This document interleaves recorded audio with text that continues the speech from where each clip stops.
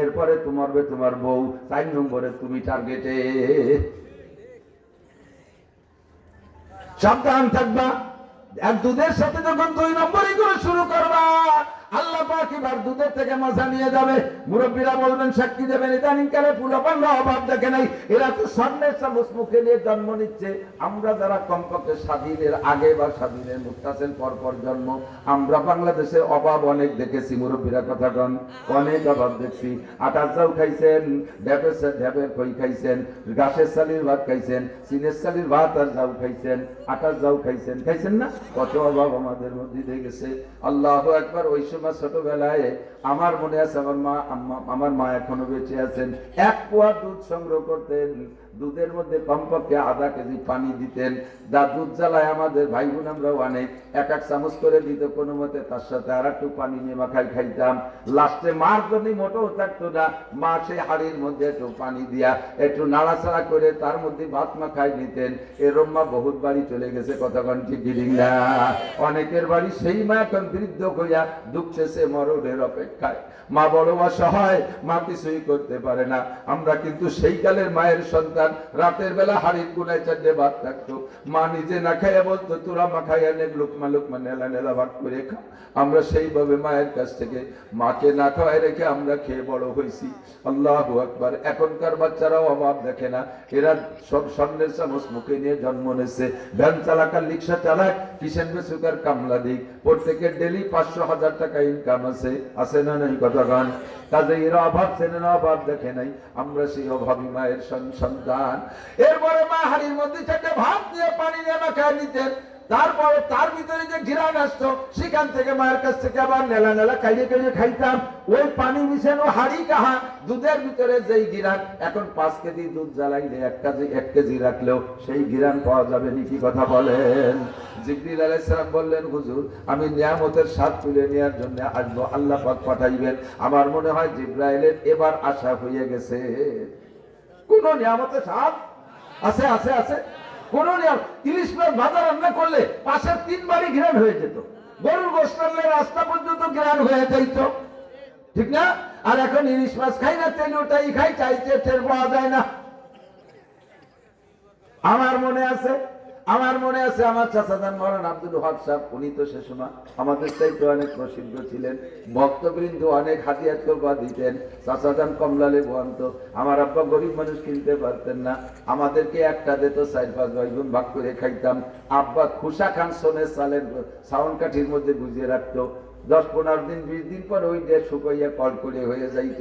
ওইটা মটকাইয়া ভাঙলেও মনে হয় যেন আজকেই একটা নতুন কমলা লেবু চোলা হয়েছে, এমন কড়কড়ে ঘেরা নষ্ট। কথা বল। আর এখন কমলা লেবু তাজা, তা শুইলে খুশা নাকে টাচে রাতে ধরলিও তো কমলা লেবুর খুশা না তরমুজের খুশা টের পাওয়া যায় না। জিবরাইল কামি নিয়ামতের স্বাদ নিতে আসবো, মনে হয় আশা হয়ে গেছে, নিয়ামতের স্বাদ সব শেষ, আর পাবেন না। গুড় কিনতে গেলে গুড় কোয়া লাগে না, কত পার্সেন্ট? গুড়ের দোকানের সাথে সামনে যে দাঁড়াবেন গুড় কেনার জন্য, বলবে ভাই কত পার্সেন্ট নেবেন? গুড়ির নামে গেছে পার্সেন্ট, এটা 25%, এটা 50%, এটা 75%। মানে গুড় কি পরিমাণ আর চিনি কি পরিমাণ, তাতে পার্সেন্ট হয়ে গেছে, গুড়ির নামই নাই। সবকিছুর ভিতরে 2 নম্বরই করা হয়ে গেছে। আল্লাহর পক্ষ থেকে জিবরাইল পাঠায় 3 নম্বরই করাই বলছেন। 2 নম্বরে দ্বিতীয়বার আর একবার আসবো, আমি মানুষের মধ্য থেকে মহাব্বতের ভালোবাসা নিয়ে যাব। মানুষ থাকবে তার জায়গায়, ভালোবাসা থাকবে না। আরে অরিজিনাল ভালোবাসাকে যখন মূল্যায়ন করবে না, তখন আমি আল্লাহ পাক রব্বুল আলামিন মানুষের ভিতরে থেকে আসল ভালোবাসা তুলে নিয়ে যাব। ওরা 2 নম্বর ভালোবাসাকে প্রাধান্য দেবে। ভাই বোনকে ভালোবাসবে না, সন্তানে আব্বা মাকে ভালোবাসবে না, ভালোবাসা নিয়ে ঢালতে থাকবে অন্য জায়গায়। শ্বশুর শাশুড়ির নামে অ্যাকাউন্ট খুলে বস্তা করে টাকা সেখানে ঢালবে। আব্বা মার অ্যাকাউন্ট, আব্বা মার নামে অ্যাকাউন্ট হবে না, ও জায়গায় টাকা রাখবে না। ভাই বোনের সাথে মহব্বত আর ভালোবাসা রাখবে না, বিচ্ছিন্ন হয়ে যাওয়ার চেষ্টা করবে। এবার ভালোবাসারে প্রতিষ্ঠিত করার জন্য এবার 14ই ফেব্রুয়ারি তারিখটা ঠিক করে নেবে। সারা পৃথিবীর ভালোবাসা একদিন 14ই ফেব্রুয়ারি থেকে দিতে হবে। এই 2 নম্বরের ভালোবাসার ভিতর যে হাজার হাজার ব্যভিচার আর গুনাহ হয়, লক্ষ লক্ষ জারজ সন্তান পয়দা হয় 14ই ফেব্রুয়ারি। মনে আছে? 14ই ফেব্রুয়ারি নাম রাখছে তার কি? ভালোবাসা দিবস, ভ্যালেন্টাইন ডে। প্যালেস্টাইন এর ভিতরে যত অন্যায় বিচার হয়, যত গুনাহ হয়, সারা পৃথিবী জরিপ করলে খুঁজলে পাওয়া যাবে। আল্লাহই ভালো জানে, লক্ষ লক্ষ জারজ সন্তান হারামজাদা পয়দা ঘটছে। আসল ভালোবাসাকে মূল্যায়ন করো নাই, নকল ভালোবাসা তোমাদের ভিতরে প্রতিষ্ঠিত করার চেষ্টা করছো। আল্লাহ পাক ভালোবাসা তুলে নিয়ে গেছে। আগে বাড়ি একটু ঝোল রান্না করলে পাশের বাড়ি এলা রান্না করলো কি করলো না, ছোট্ট পেয়ালাই করে একটু একটু দিয়া দিয়েছিল, কথা কোন ছিল কি ছিল না।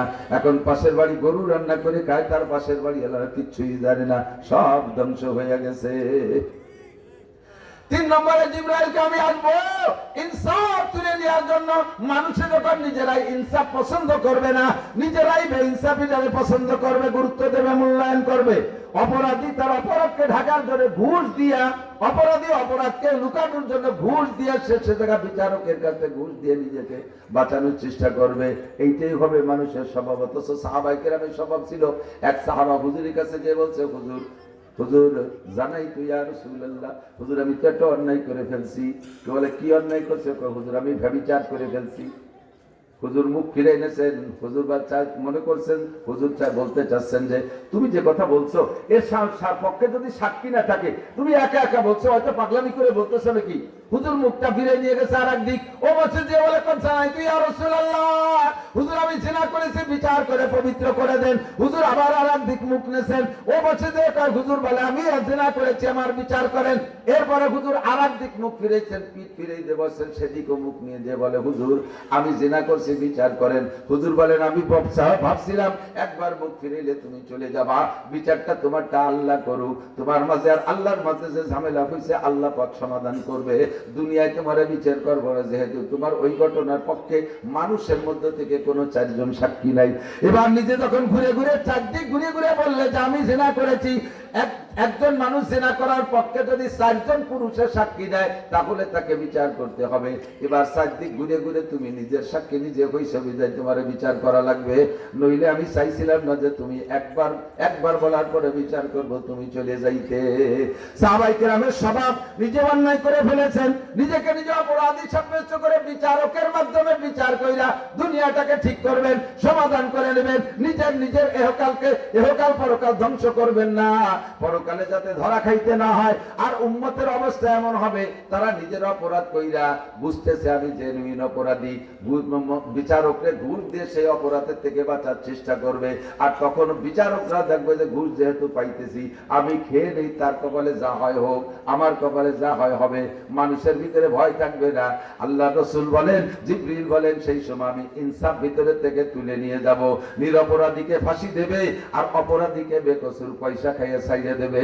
এটা আল্লাহর পক্ষ থেকে গজব। যাইতে যাইতে একেবারে 10 নম্বরে জিবরাইল বললেন, হুজুর শেষকালে আসবো আমি কোরআনে কারিমের ভিতরে থেকে অক্ষর তুলে নেওয়ার জন্য। কখন অক্ষর তুলে নিবা জিবরাইল? তুমি কোরআন কেন তুলে নিবা? আল্লাহর হুকুমে নেব। কখন নিবা? যখন মানুষ কোরআন পড়তে চাইবে না। আলেম ওলামা পর্যন্ত সন্তানদেরকে স্টাডিং বাম দিক ঘুরাই দেবে। আলেম হয়ে তার ছেলেরা আলেম বাড়াবে না। মুসলমান হয়ে সন্তানদের কোরআন পড়ানোকে ফকিরি বিদ্যা বলে মনে করবে। বড় লোকের টাকা আছে, লাখ লাখ কোটি কোটি টাকা, নিজে আখিরাতকে বিশ্বাস করে না, তা না আখিরাতকে বিশ্বাস করে মাদ্রাসা বানাই দেবে। সেই জায়গায় হাজার হাজার গরিব জোড়াবা ছেলেরা মেয়েরা পড়বে, কিন্তু নিজের একটা ছেলেরে মাদ্রাসায় দেবে না। পয়সা আছে, মাদ্রাসা বানাই দিছে, আছো তোমরা এতিমরা পড়ো, গরিবরা পড়ো, আছো সবাই পড়িয়া, আমাকে মুষ্টি শুধু বেঁচে ভাটাই দিয়ে যাও। আমার একটা রোজ দেখা দিতাম না। আমার দার স্টাডিং বামনিক, আমার দাইয়ে পড়বে, বিয়ে পড়বে, এমএ পড়বে, মাস্টার হবে, ডাক্তার হবে, ইঞ্জিনিয়ার হবে, বাংলাদেশ পড়বে, বিদেশ পড়বে, আরে সারা পৃথিবী পড়ে পড়ে বিশ্বসেরা শিক্ষিত হবে, কিন্তু মাদ্রাসায় পড়বে না। সন্তানদেরকে আলেম বানাইতে চাইবে না, কোরআনের সম্মান করবে না। ঘরের ভিতরে কোরআন থাকলে কোরআনের কোনো জায়গাও হবে না। ঠিক এই গ্রাম খুঁজে দেখেন, কোরআনে রাখছে, কোরআন শরীফ, যে বাড়ি কোরআন শরীফ আছে, কোরআন শরীফে কেমন মর্যাদায় রাখছে। কোরআন শরীফের জন্য আলাদা একটা শোকেস নাই, কোরআন শরীফের জন্য আলাদা পরিষ্কার কোনো জায়গা নাই। ওই সাধারণ বই পুস্তক রাখছে, তার সাথে এক জায়গায় কোরআন শরীফ ধুয়ে দিয়েছে। এরপরে পোলাপানা এসে আবার তাদের বই পুস্তক বেশি হয়ে গেছে, সে জায়গা তাদের বই রেখে কোরআন শরীফ কাঁদে সে জায়গা থেকে নামাইয়া মাথার কোনায় দিয়ে দিয়েছে। নাই তার গায়ে কোন একটা জামা কাপড়, কোরআনের গায়ে জামা নাই। আরে কোরআনের ওসিলায় দুনিয়া টিকে আছো। আল্লাহর কসম, যেদিন জিবরাইল কোরআন শরীফ নিয়ে যাবে দুনিয়ার থেকে। এরপরে আল্লাহ দুনিয়া বেশিক্ষণ রাখবে না। দুনিয়া অতক্ষণ আছে যতক্ষণ দুনিয়ায় দিন আছে, আর দিন অতক্ষণ আছে যতক্ষণ দুনিয়ায় কোরআন আছে। বলে বলে না কেন? দিন অতক্ষণ আছে যখন দুনিয়ায় কোরআন আছে। এই কোরআনের ওসিলা আমি আপনি বেঁচে আছি, খেয়ে বাঁচতেছি, কিন্তু ছেলে মেয়েকে হাজার হাজার লাখ লাখ টাকার দামি দামি পোশাক পরাই, আল্লাহর কোরআনের জন্য গায়ে একটা কাপড় জোটে না। 99% পাবলিকের বাড়ি কোরআন শরীফের জামা ইনকোয়ারি করে দেখেন কি দিয়ে জামা বানাইছে কোরআন শরীফে? ছায়া ছিঁড়া, ছিঁড়া ছায়ার তেনা, পুরন ব্লাউজ ছিঁড়া, লুঙ্গির কুনা, গামছা ছিঁড়ে গেছে, আইকন দিয়ে বেচাই দিচ্ছে, অথবা বালিশেরটা নালাতে নালাতে আঠা আঠা হয়ে গেছে, তারে অপারেশন করে তুলো ফেলাই দিয়ে খাড়ে দিয়ে তার মধ্যে দিয়ে দিচ্ছে, অথবা শপিং ব্যাগ গুলো। সর্বোচ্চ ভালো ইদানিং একটু শপিং ব্যাগ হয়েছে, সর্বোচ্চ ভালো পোশাক কোরআন শরীফের জন্য ছেলে পেলেকে হাফ প্যান্ট ছিঁড়ে গেছে, একখান খুলে ফেলাই দিয়ে আর একখানের মধ্যে করে দিচ্ছে।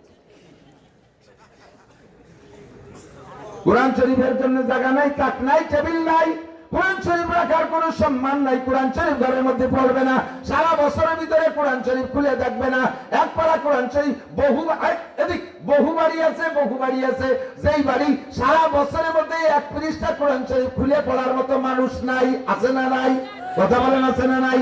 কোরআনকে যখন কোরআনের সাথে এমন আচরণ করবেন, কোরআনে তখন আল্লাহ পাকের কাছে নালিশ করবে, রব্বুল আলামিন আল্লাহ আমার সাথে কি আচরণ করে।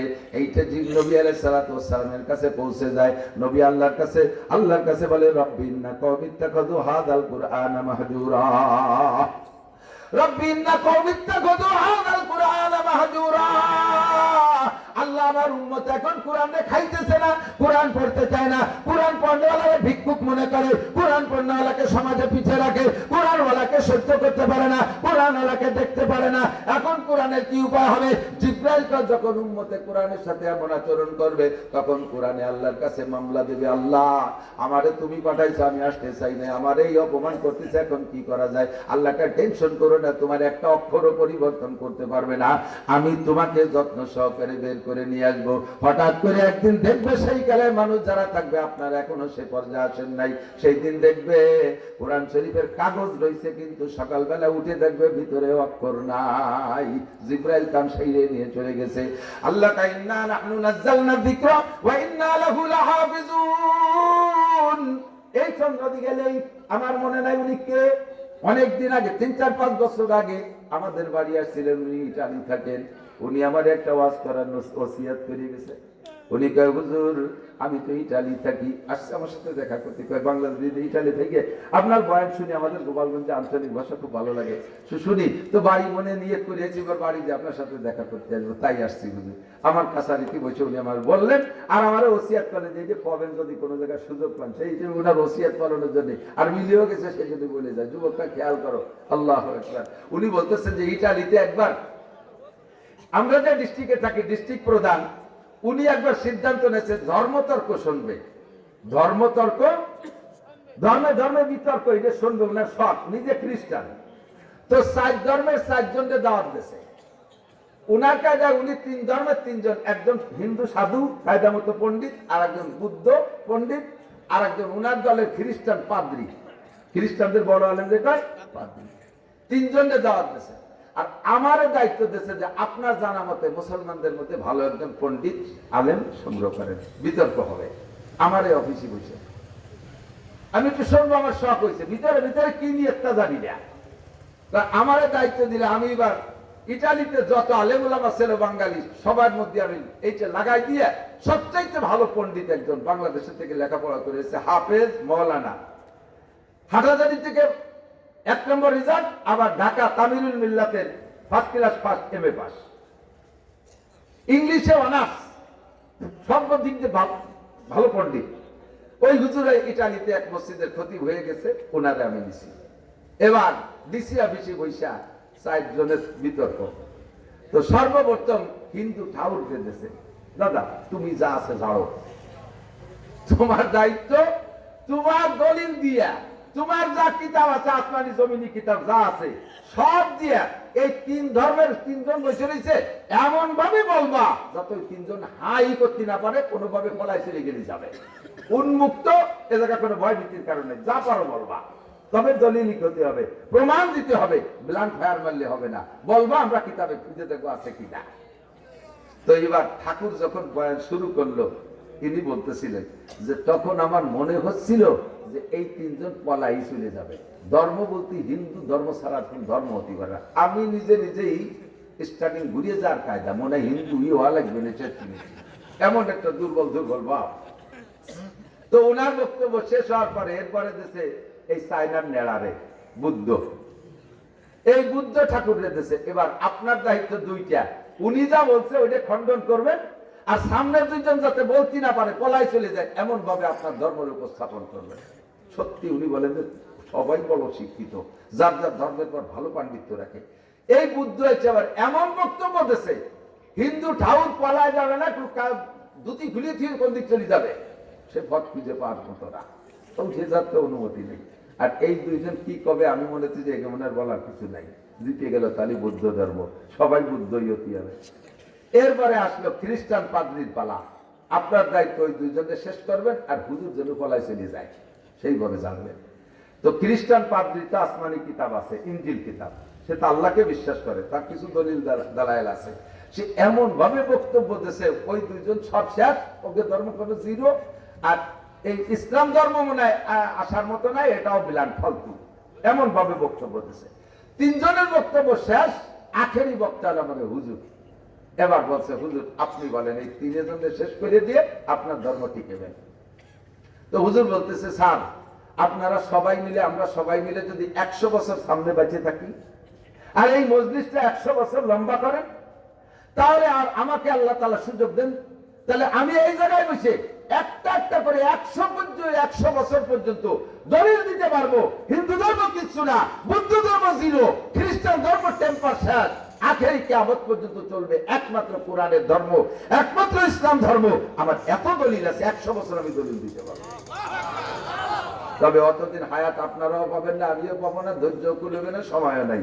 আমি একটা দলিল দিই, সেটা হলো স্যার এই তিনজনের তো ধর্মগ্রন্থ যে দলিল দিয়েছে, যার যার ধর্মগ্রন্থ পৃথিবীতে যেখানে যা আছে সব আইনি আপনার কাছে জমা দেবে, আপনি আগুন দিয়ে পোড়াই ফেলবেন অথবা সাগরে ডুবে দেবেন। আর আমিও যত কোরআন শরীফ আছে সব আপনার কাছে জমা দেবো, পোড়াই দেবেন।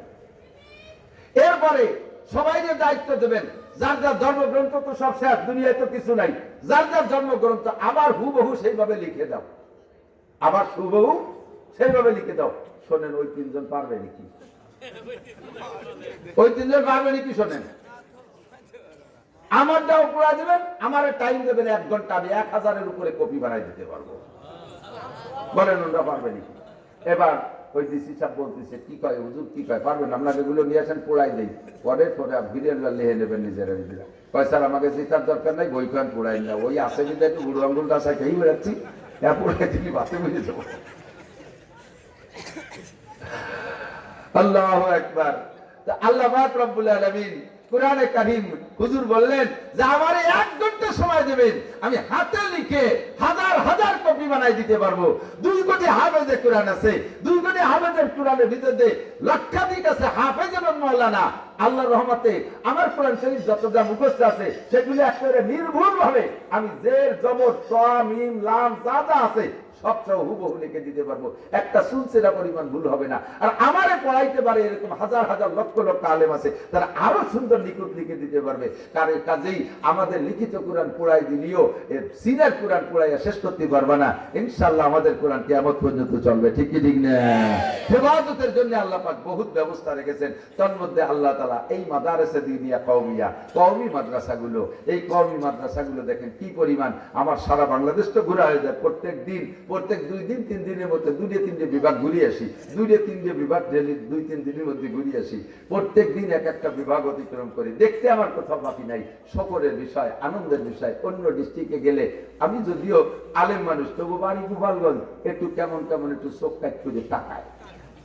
কোন কোন জায়গায় এও শুনি এসছে যে বসার পরে যে বিলবিল করে পর্দার আড়াতে মুরব্বীরা কওয়া করে হুজুর আর বানিয়ে না, এটা গোপাইলি হুজুর দিয়েছে, হুজুর আর দেশে অভাব হয়ে গেছে, গোপাইলি হুজুর। এত ঘৃণা আমাদের পর এখন এসে গেছে, আল্লাহ হেফাজত করুক। আমি ওইটুক টের পাইয়ে বলি মিয়া গোপাইলে হুজুরকে গোপাল, গোপালের আড্ডা গোপালগঞ্জ। এই গোপালগঞ্জে পূর্ণাঙ্গ দায়রা হাদিস মাদ্রাসা যা তোমার ডিস্ট্রিক্টের মধ্যে একটা নাই, আমার গোপালগঞ্জে 30-এর উপরে আছে। বলেন আলহামদুলিল্লাহ। এত মাদ্রাসা আমরা গোপালগঞ্জে রাখি বিরক্ত বোধ করতেছি। সুলতান শাহী গোড়াদারি মাদ্রাসায় কত দেশেন আলহামদুলিল্লাহ। এই মাদ্রাসা সারা বছর আয় ব্যয় কত শুনাইল? 13 লাখ। 13 লাখ। আমার মাহফিলি কালেকশন হয়েছে 16 লাখ। আমাদের সুলতান শাহী গোড়াদারি মাদ্রাসার মাহফিলের কালেকশন 16 লাখ আলহামদুলিল্লাহ। চন্দ্রদিকে আরো বেশি, পাইককেন্দ্রে আরো বেশি, সুটপা আরো বেশি, গোপীনাথপুর আরো বেশি, তারাইলপুরে আরো বেশি, গোপালগঞ্জ শহরের মধ্যে কত ডুন, এরপরে ভবানীপুর, কাজুলিয়া, কুরবালা, কমসুর, এরপরে পারকুশনি, তারপরে বাগবাড়িয়া, গহরডাঙ্গা, গোপালপুর, এভাবে গ্রামে গ্রামে বড় বড় মাদ্রাসা। ঠাট্টা করো গোপালে কইয়া, গোপালে তো দেখো নাই, গোপালে দেখো নাই। আল্লাহর রহমতে গোপালগঞ্জ ওলামায়ে কেরামের ভরা। আর গোপালগঞ্জের সাধারণ পাবলিক যা জানে, অন্য ডিস্ট্রিক্টের বহুত আলেমরাও তা জানে না।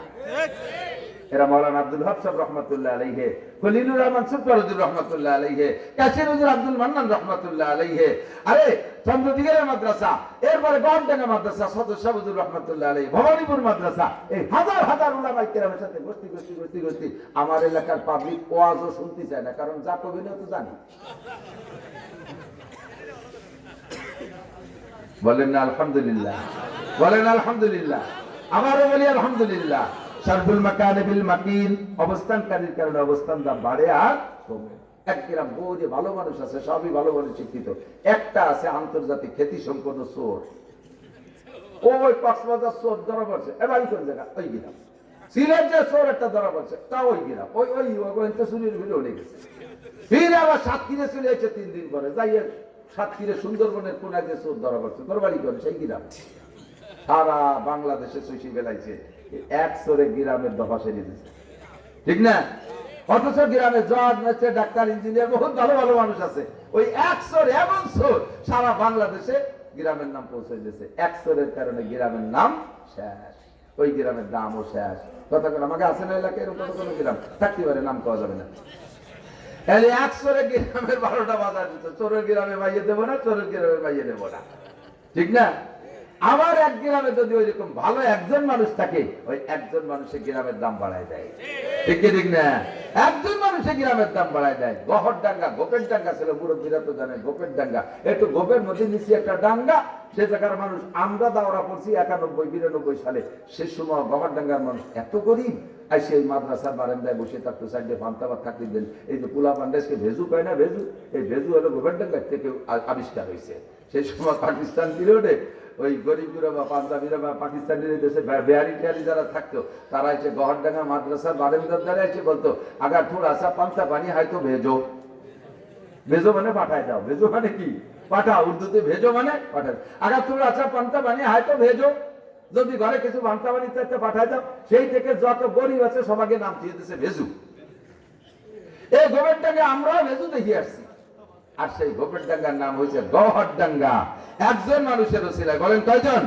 মুজাহিদে আজম আল্লামা শামসুল হক ফরিদপুরি রহমাতুল্লাহ আলাইহি, বরিশালের হুজুর রহমাতুল্লাহ আলাইহি বলেছিলেন, উনি স্বাধীনের আগে গিয়েছেন হজে, তখন আব্দুল্লাহ ইবনে বাজ রহমাতুল্লাহ আলাইহি, আব্দুল্লাহ ইবনে বাজ অন্ধ মুফতি, 4 মাযহাবের ফতোয়া দিতেন হেরেম শরীফের ভিতরে বৈশা। আব্দুল্লাহ ইবনে বাজ অন্ধ মানুষ। বরিশালের হুজুর বলেন, আমি হজে গিয়েছি, যাইয়া সদস্য হুজুর মারা যাওয়ার 1 বছর পরে আমি হজে যাইয়া আব্দুল্লাহ ইবনে বাজের ক্লাসে বসছি। এবার লোক ক্লাস যখন শেষ হয়ে গেছে, আমি আস্তে আস্তে হুজুরের সাথে মুসাফা করার জন্য আগাইয়া সামনে গেছি। অন্ধ মানুষ, হাত বাড়ায় মুসাফা করলাম হুজুরের সাথে। হুজুরের সাথে মুসাফার পরে বলতেছে, মানান্তা তুমি কে, মিনাইনা করতে কে আসছো? আমি বললাম, আনা আব্দুল মুক্তাদের, আমার নাম আব্দুল মুক্তাদের। যে তুমি বাংলাদেশ থেকে এসেছি।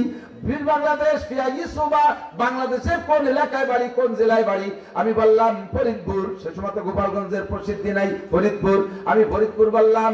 বলার সাথে সাথে অন্ধ আব্দুল্লাহ ইবনে বাজ 4 মাযহাবের ফতোয়া দেন। অন্ধ মানুষ জন্ম অন্ধ। দুনিয়ায় যত কিতাব কওমি মাদ্রাসায় ফতোয়ার যত কিতাব সব অন্ধ অবস্থায় মুখস্থ হয়ে গেছে, হেরেম শরীফের ভিতরে বসে ফতোয়া দেয়। জিজ্ঞেস করলেন ফরিদপুর কোন জায়গা? আমি বললাম অমুক জায়গা। বলার সাথে সাথে কয়, শামসুল হক ফরিদপুরি। শামসুল হক ফরিদপুরি চেনো? শামসুল হক ফরিদপুরি চেনো? তো উনি বললেন, আমি উনার মাদ্রাসার ছাত্র এবং বর্তমান শিক্ষক। বলার পরে বলছে, কাইফা হালহু, উনি কেমন আছে? সদস্যের হালাত জিজ্ঞেস করে উনি কেমন আছে। তো বরিশাল হুজুর বললেন, মাতা কাবলা সানাতিন, 1 বছর আগে সদস্য মারা গেছে। আহারে আল্লাহ, এই অন্ধ মানুষটা উঠে দাঁড়াইয়া পুরো হেরাম শরীফের সব মানুষকে নিয়ে দাঁড়াইয়া আধা ঘন্টা সদস্যের জন্য মুনাজাত করছে।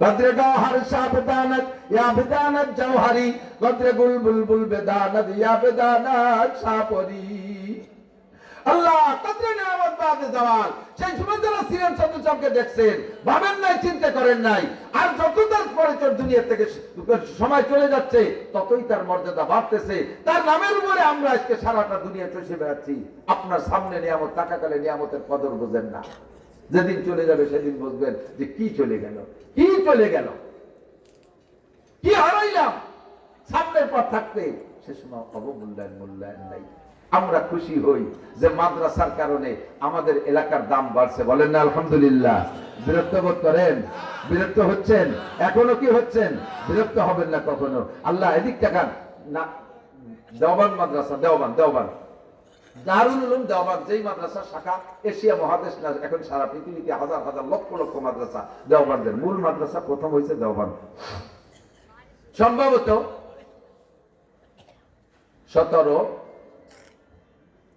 17 বা 1800 কত সাল যেন আমার ভালো করে সাল মনে নেই তো 200 বছরের মতো হতে যাচ্ছে দারুল উলুম দেওবান যখন প্রথম হয় প্রতিষ্ঠাতা কাসেম নানুতুবি রহমাতুল্লাহ খেয়াল করবো আমার মামুনরা পর্দার আড়ালে খেয়াল করবেন দারুল উলুম দেওবান যখন প্রতিষ্ঠিত হয়েছে ওই সময় মুষ্টি আটা কালেকশন করতো দেওবানকে আমাদের দেশে মুষ্টি চালু হয় না প্রত্যেকে মুষ্টি চাউল দেন মুষ্টি চালের মধ্যে একটা বরকত আছে আপনার বস্তা ভরা রয়েছে সকালে কালেকশন গেলে ওই জায়গা থেকে আপনি এক গটি দিয়ে দেবেন তা না এর ভিতরে বরকত কম আপনি আলাদা একটা পাত্র রাখবেন ওর মধ্যে থেকে রান্নার চাউল বের করে নিয়ে প্রত্যেকে এক মুঠ চাউল রেখে দেবেন আপনার রান্নায় ভাতও কম পড়বে না আপনার বস্তাও কম হবে না আর গায়েও লাগবে না এটা নাম হলো মুষ্টি চাউল তো দেওবন্দে মুষ্টি আটা কালেকশন করে মুষ্টি আটা কালেকশন করে শুক্রবারে তালবে আলেমরা বাড়ি বাড়ি দুয়ারে দুয়ারে যে লাইন ধরে দাঁড়ায় এক বড় লোকের এইটা মাইন্ডে লাগছে খুব বেশি আর দেওবন্দ শহরে এখনো হিন্দু বেশি প্রচুর হিন্দু আমি দেখেছি হিন্দু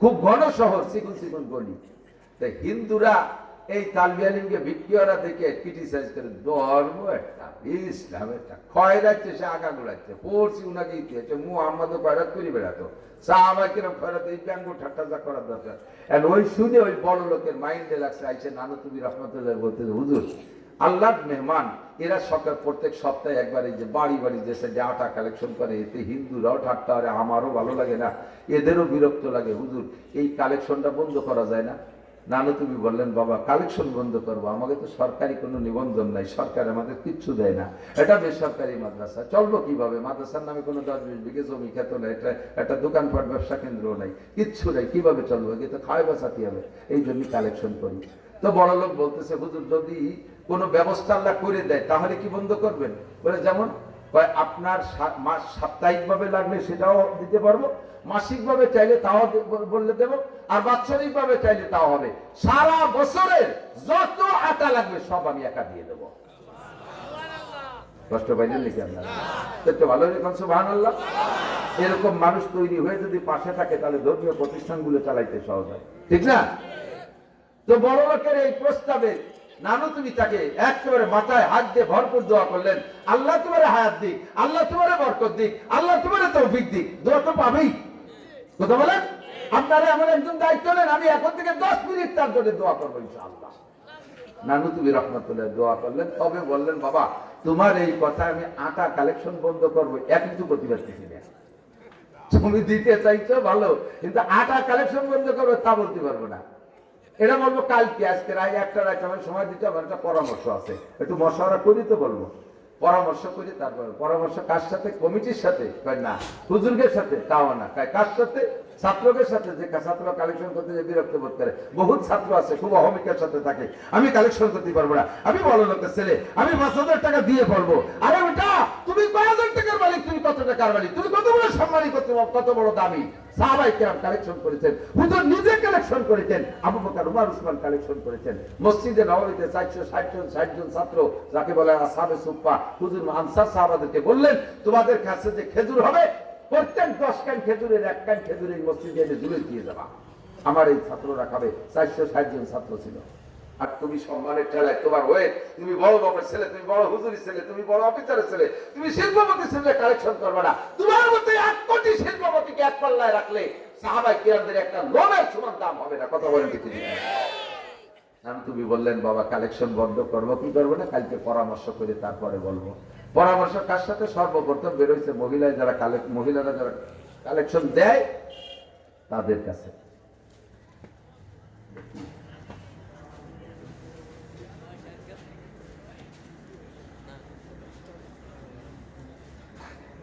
আজীব কারবার। স্বর্ণ ছাড়াকে যত দাও তাহা হাতে থাকিবে না জানি, প্রেমিকের প্রাণে ধৈর্য থাকে না, চালনে থাকে না পানি।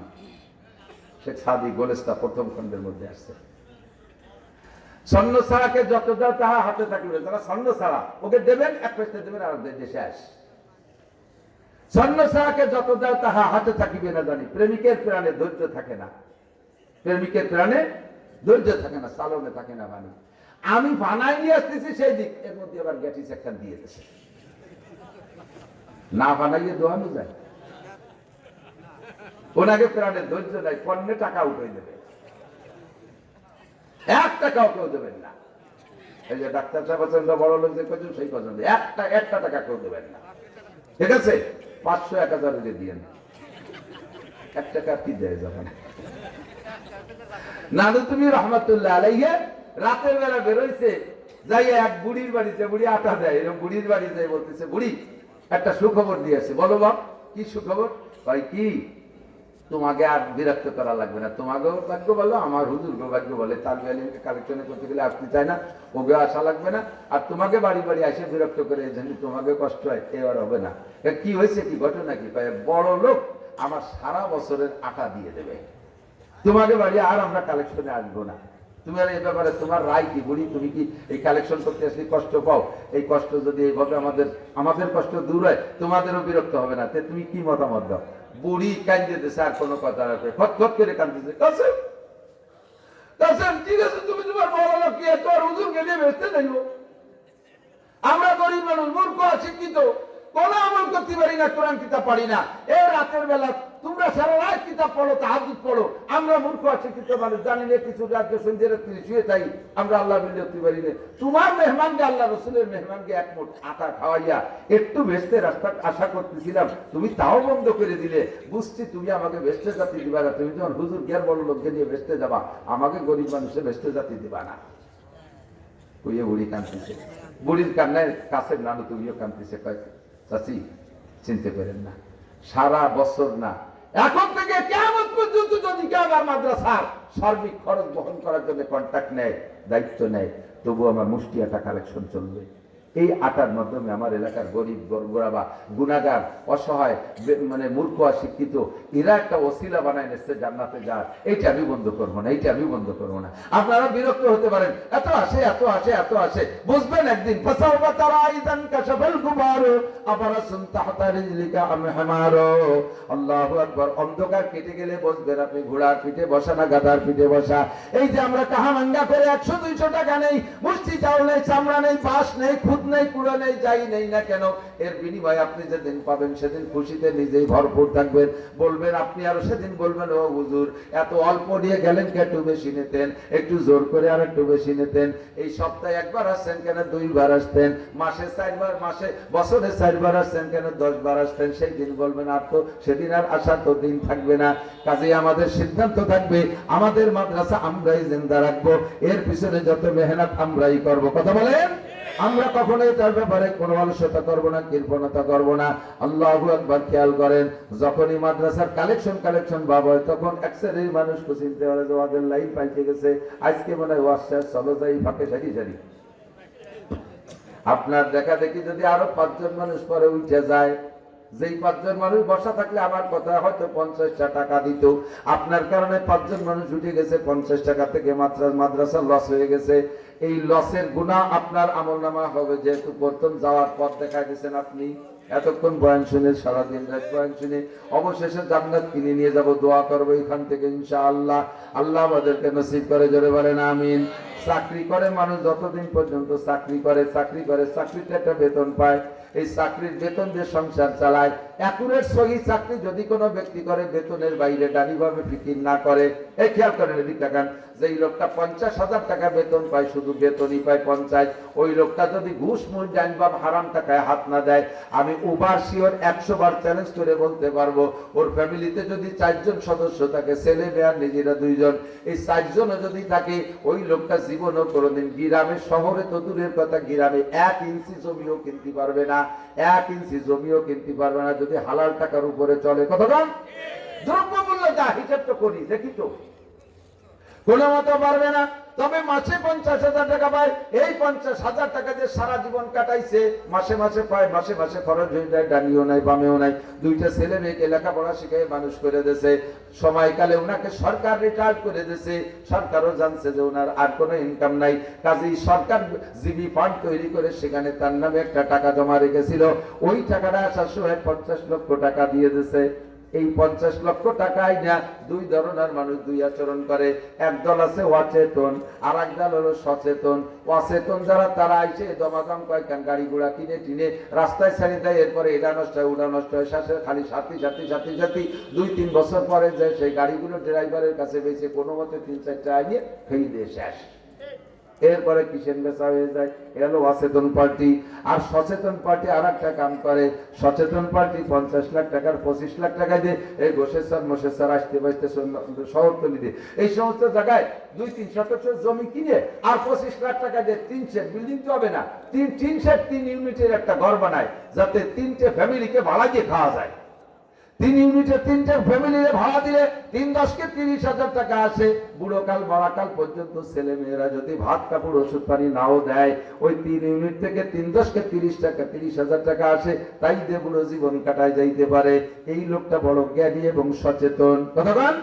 সেম কোয়ালিটি আল্লাহ রসুল বলেন, দুনিয়ায় যতক্ষণ বেঁচে আছো মানুষ, নামাজ পড়তেছো তার একটা বিনিময় আল্লাহ রুজি দিচ্ছে, রোজা রাখতেছে তার একটা বিনিময় বেতন হিসেবে আল্লাহ যা দিচ্ছে তাই দিয়ে খেয়ে বাঁচতেছো, হজ করছো তার একটা বিনিময়, আখেরাত আছে দুনিয়া আছে তার বিনিময় খেয়ে বাঁচতেছো, আরো যত ইবাদত আছে এর একটা বিনিময় আল্লাহ দুনিয়ায় দেয়, তার বিনিময় তুমি দুনিয়ায় খেয়ে বাঁচতেছো। আল্লাহু আকবার। আর একটা অংশ আখিরাতের জন্য রয়ে গেছে। এবার যখন মানুষ মারা যায়, কেমন যেন সে চাকরি থেকে রিটায়ার করলো, ইনকাতানহু আমালুহু, তার সব আমলের দরজা বন্ধ হয়ে যায়। মারা যাওয়ার পরে কবরে নামাজ নাই, কবরে রোজা নাই, কবরে হজ নাই, কবরে যাকাত নাই, কবরে তিলাওয়াত নাই, কবরে যাওয়ার পরে দান খয়রাত করতে পারবেন না, জিকির ফিকির করতে পারবেন না, তাবলীগ সরমনাই কিছুই করতে পারবেন না কবরে যাইয়া। কিন্তু দুনিয়ায় যা নেকি কামাই করছেন, এই নেকি দিয়ে আপনার অনাদি অনন্তকাল আখিরাত চলতে হবে। এতে কত দূর পোষাইতে পারবেন না পারবেন। এই জন্য নবী পাক বলেন 3 ইউনিটের একটা ঘর বানায় আসো, আমাদের 3 ইউনিটের একটা বিল্ডিং বানায় আসো, 3 ইউনিটের একটা ঘর বানায় আসো, ওই 3 ইউনিট থেকে 30,000 তোমার আমলনামায় আসতে থাকবে। 1 নম্বরে সাদকাতুন জারিয়া, 2 নম্বরে ওয়ালাদিন সালিহিন ইয়াদউলা, 3 নম্বরে আও ইলমিন ইনতাফাউ বিহি। 1 নম্বরে সাদকা জারিয়া, এমন এমন জায়গা দান করবা যেই দানগুলো কিছুদিন বা লম্বা টাইম স্থায়ী হয়। মসজিদ বানাই দিবা, তুমি নামাজ না পড়লেও ওই মসজিদে যতদিন নামাজ হবে আল্লাহর কসম ততদিন পর্যন্ত আপনার আমল নামায় যত মুসল্লি ওখানে নামাজ পড়বে সমপরিমাণ নামাজ আপনার আমল নামায় যাইতে থাকবে। আপনি মাদ্রাসায় করে গেছেন, আপনি নিজে পড়েন নাই মাদ্রাসায়, আপনার ছেলে মেয়েও পড়ে নাই, মাদ্রাসার ঘর বানাই দিয়ে গেছেন। এই মাদ্রাসায় যতদিন লেখাপড়া হতে থাকবে অতদিন পর্যন্ত নেকি যাইতে থাকবে। এটা হলো সাদকায়ে জারিয়া।